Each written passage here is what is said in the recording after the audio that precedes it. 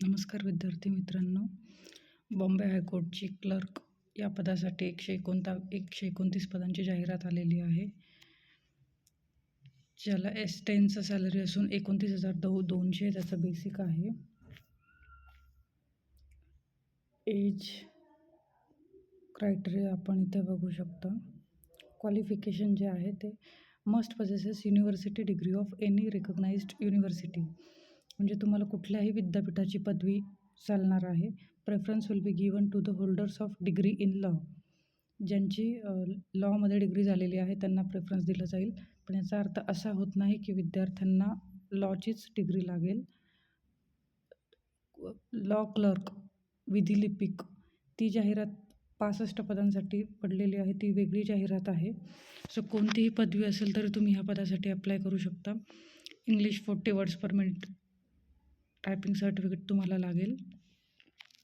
CITचं certificate लागेल.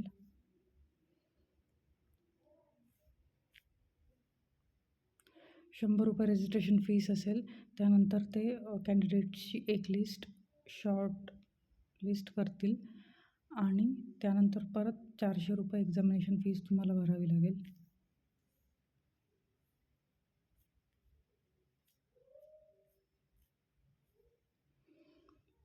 एक screen taste होईल, 90 मार्क, ज्यात मिनिमम 45 मार्क्स मिळवणे गरजेचं असेल.